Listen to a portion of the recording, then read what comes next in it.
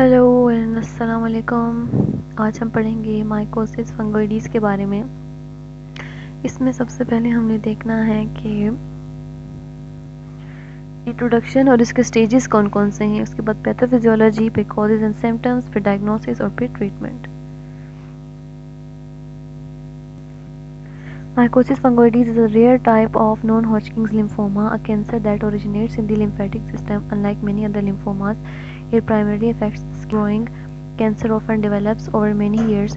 Early diagnosis and treatment are crucial for better prognosis. यानी कि Mycosis fungoides एक non-Hodgkin lymphoma दो तरह के Hodgkin in non-Hodgkin's.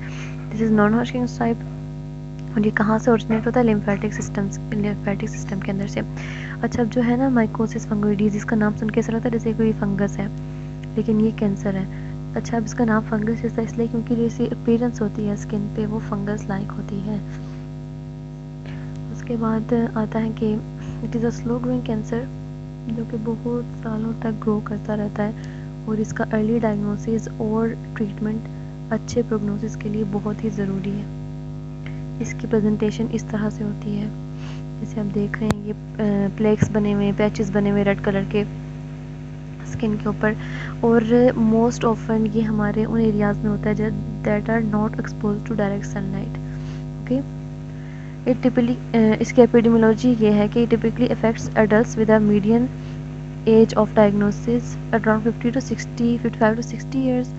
Mycosis fungoides is slightly more common in males than females और इसकी ratio क्या है 1.5 to 2:1। अच्छा, अब इसके स्टेजेस कौन कौन से? इसके हमारे पास 4 स्टेजेस हैं। First one is patch stage, जिसमें हमारे पास जो कि अर्ली स्टेज है, इसमें हमारे पास फ्लैट स्केली पेजेस स्किन के ऊपर शो होते हैं। उसके बाद आता है प्लैक स्टेज। प्लैक स्टेज में raised thickened plaques on the skin will be shown. फिर ट्यूमर स्टेज में जब वो रेज थिकन जो एरियाज हैं वो हमारे पास बम्प्स बना देंगे और ज़्यादा रेज हो जाएंगे, ट्यूमर्स बन जाएंगे। उसके पास एरिथ्रोडर्मिक स्टेज होगा, that is widespread redness and scaling of the skin on the whole body. ठीक है, फिर हमारे पास आ जाती है pathophysiology. Pathophysiology of mycosis fungoides involves an abnormal immune response leading to proliferation of malignant T cells. These cells infiltrate the skin causing inflammation and damage to skin cells.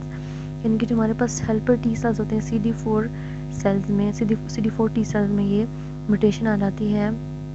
उसके बाद क्या होता है कि हमारे पास मैलिग्नेंट टी सेल्स की तादाद जो है वो हमारे ब्लड में ज़्यादा हो जाती है, जिसकी वजह से ये जो सेल्स हैं, लोगनी सेल्स, जाकर हमारे स्किन पर जो है वो एक्यूमुलेट हो जाते हैं, वहाँ पे जाकर इन्फ्लेमेशन करते हैं और हमारे स्किन सेल को डैमेज करते हैं।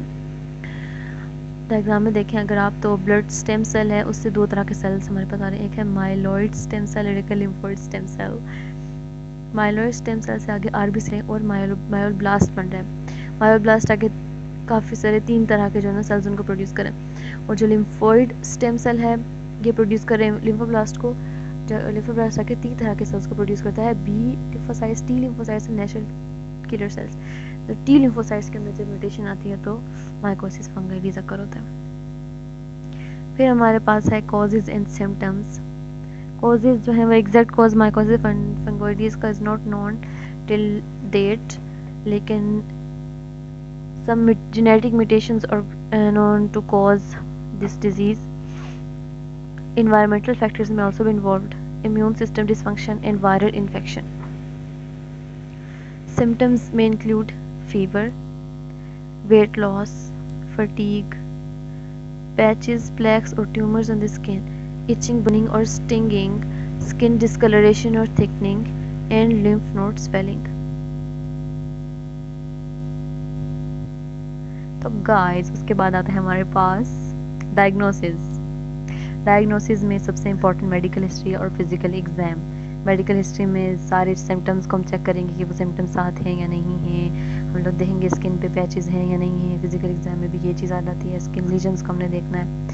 उसके अलावा हमने डिफरेंशियल डायग्नोसिस के ऊपर थोड़ा फोकस करना है, क्योंकि एक्जिमा और सोरियासिस एंड माइकोसिस फंगोइडीज़ तीनों की जो हैं वो सिम्टम्स ऑलमोस्ट सेम है। सिम्टम्स नहीं मतलब इसकी अपीयरेंस सेम होती है। लिम्फ नोड बायोप्सी हम करते हैं, तो स्किन बायोप्सी में हम देखेंगे हमें एब्नॉर्मल टी सेल्स नजर आएंगे, उसके बाद हम हिस्टोपैथोलॉजी की देखें तो हिस्टोपैथोलॉजी में हम जो है वो जो हमने टिश्यू लिया है फ्रॉम दी पैच, उसको हम माइक्रोस्कोप के अंदर ऑब्जर्व करेंगे तो हमें नज़र आएगा। You can appreciate in green line, जो मैंने ग्रीन में किया हुआ है अंडरलाइन, आप उसे देखें तो यहाँ पे एटिपिकल लिम्फोसाइट्स हैं, ठीक है। ये लिम्फोसाइट्स जो है वो हमारे एपिडर्मिस की तरफ मूव करना शुरू कर देते हैं। इसे हम क्या कहते हैं, इसे हम कहते हैं एपिडर्मोट्रोपिज्म। जैसे जैसे ये मूव कर ऊपर की तरफ तो वहाँ पर ये छोटी छोटी एब्सेस बना देते हैं, उसे हम कहते हैं माइक्रो एब्सेस। आइडेंटिफिकेशन का एक मेन पॉइंट है। उस ब्लड टेस्ट में हमें जो कैरेक्टरिस्टिक फाइंडिंग हमें मिलेगी दैट इज सिजरी सेल्स। ये किस तरह के सेल्स होते हैं भला? These are cerebriform nucleus. They have cerebriform nucleus. They look like brain. Irregular nuclear membrane उनकी इन्वेजिनेशन हो जाती है। ओके, इनको हम बटक सेल भी कहते हैं। अब उसके अलावा हमें मिलेंगे यहाँ पर increase number of lymphocytes due to lymphocytosis. इसके अलावा anaemia and elevated liver enzyme. अच्छा, अब यहाँ पे एक बात यह है कि माइकोसिस फंगोइडीज लोकलाइज्ड है जब तक कि स्किन पर उसके पैचेस बने हुए वहाँ तक लोकलाइज, ठीक है। आहिस्ता आहिस्ता क्या होता है, इसका स्टेज बढ़ता जाता है, वो जनरलाइज्ड की तरफ मूव करता जाता है, जनरलाइज्ड एरिथ्रोडर्मा की तरफ। तो फिर क्या होगा कि जो सेल्स हैं सिजरी सेल्स वो लीक होना शुरू हो जाएंगे ब्लड में। इसे हम कहते हैं सिजरी ल्यूकीमिया या फिर सिजरी। उसके बाद देखिए हम इमेजिंग स्टडीज, फॉर एग्जांपल ये दिस कैंसर, ठीक है।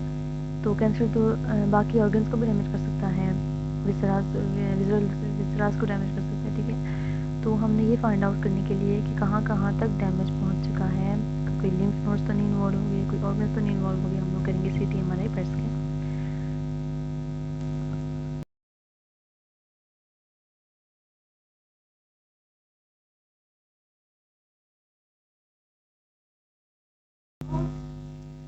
ट्रीटमेंट बेस करता है हमारे पास के अगर अर्ली स्टेज है तो फिर टॉपिकल ट्रीटमेंट्स फोटोथेरेपी और रेडिएशन थेरेपी से इलाज हो जाएगा। अगर एडवांस स्टेज है तो सिस्टमेटिक थेरेपीज जैसे कि कीमोथेरेपी होती है, इम्यून थेरेपी होती है, टारगेटेड थेरेपी। और अगर रिफैक्टरी माइकोसिस फंगोइडीज है तो फिर स्टेम सेल ट्रांसप्लांटेशन हम करते हैं। ट्रीटमेंट ड्यूरिंग अर्ली स्टेज पे 3 तरह की ट्रीटमेंट्स हैं, topical radiation therapy and phototherapy. Topical में हमारे पास आ जाते हैं कॉर्टिकोस्टेरॉइड्स में होती है immunosuppressive qualities and anti inflammatory qualities, जो कि दोनों चीज़ें हमें चाहिए डिजीज को कंट्रोल करने के लिए, सिम्टम्स को कंट्रोल करने के लिए। उसके बाद nitrogen mustard and carmustine. I will suggest कि आप इनको थोड़ा सा रिसर्च कर लें गूगल पर। ओके, नाइट्रोजन मस्टर्ड और कार्मास्टीन दोनों क्या हैं? कीमोथेरेप्यूटिक एजेंट्स हैं and they are classified as alkalines, ठीक है। ये दोनों भी क्या करते हैं कि जी हमारे पास कीमोथेरेप्यूटिक एजेंट्स है तो ये हमारे जो है ना एटिपिकल लिम्फोसाइट्स उनके डीएनए को टारगेट करता है। एज अ रिजल्ट उन सेल्स की डेथ हो जाएगी और हमारे पास जो है वो सिम्टम्स कम हो। उसके बाद है radiation therapy, total skin electron beam therapy. इसमें क्या करते हैं, जैसे आप पिक्चर में देख सकते हैं कि इंसान जो है बंदा पेशेंट, उसको हमने खड़ा कर दिया है, उसकी ये पोजीशंस हैं, ये बेसिक 6 पोजीशंस हैं। इन पोजीशंस को खड़ा करते हैं, उसके बाद रेडिएशंस दी जाती हैं, इलेक्ट्रॉन बीम उसे दी जाती है, ठीक है। उसके बाद आती है phototherapy, UVB light therapy and psoralen plus UVA light therapy, PUVA therapy, ये दोनों यूज की जाती हैं। एडवांस स्टेज आ गया, अब सिस्टेमिक थेरेपीज हमें देनी है क्योंकि एडवांस बढ़ गया, वो एक जगह लोकल से थोड़ा सा इंक्रीज हो गया सिम्टम्स। कीमोथेरेपी सबसे पहले, systematic chemotherapy to kill cancer cell. System body के अपने इम्यून सिस्टम को इतना स्ट्रॉन्ग कर लेना है कि वो कैंसर सेल से खुद फाइट करे। तीसरा टारगेटेड थेरेपी कि जो कैंसर सेल्स हैं उनको हमने स्पेसिफिकली सिर्फ उनको टारगेट करना है और उनको किल करना है। बताता है रिफैक्टरी माइकोसिस फंगोइडीज, हमने बात की थी स्टेम सेल थेरेपी की। स्टेम सेल थेरेपी में सबसे कॉमन जो थेरेपी इसमें यूज होती है that is autologous haematopoietic stem cell transplantation. इसमें क्या किया जाता है जी, इसमें ये किया जाता है कि पेशेंट के अपने ब्लड में से स्टेम सेल्स निकाले जाते हैं। स्टेम सेल्स क्या आते हैं, हमने सबसे पहले देखा था वहाँ पीछे स्लाइड में हम लोगों ने देखा था कि स्टेम सेल से आगे काफ़ी सारे सेल्स में जो है उनके अंदर कैपेबिलिटी होती है कि वो बहुत किसी ट्रांसफॉर्म हो सकते हैं, ग्रो कर सकते हैं। तो हमने उस स्टेम सेल को निकाला पेशेंट की अपनी में से, फिर हमने पेशेंट को दी कीमोथेरेपी। कीमोथेरेपी से क्या होगा कि उस पेशेंट के अंदर जो भी एबनॉर्मल टी सेल्स हैं वो उनकी डेथ होगी। और फिर हम क्या करेंगे, जो स्टेम सेल हमने एक्सट्रैक्ट किए थे उनको हम वापस से बॉडी में ट्रांसफ़र कर देंगे। इससे क्या होगा, हार्वेस्ट कर देंगे। उससे क्या होगा कि पेशेंट के जो है वो हेल्दी टी सेल्स की प्रोडक्शन होगा। ठीक है, इस तरह ये काम करते हैं। प्रोग्नोसिस, ओके, इसकी बात अगर हम करें तो माइकोसिस फंगोइडिस का देयर इज़ नो क्योर। जितना जल्दी आप इसको डिटेक्ट करोगे प्रोग्नोसिस इसकी अच्छी है, जितना लेट हो उतना फिर ट्रीटमेंट चलता है और सिम्टम्स यानी कि आप सिम्टोमेटिक ट्रीटमेंट दे सकते हो, आप इसको प्रॉपर टोटल क्योर नहीं कर सकते। अर्ली स्टेज पे अगर डायग्नोस हो जाए तो there is 5 year, what was it, I forgot, 90 to 95% जो है वो 5 ईयर सर्वाइवल रेट।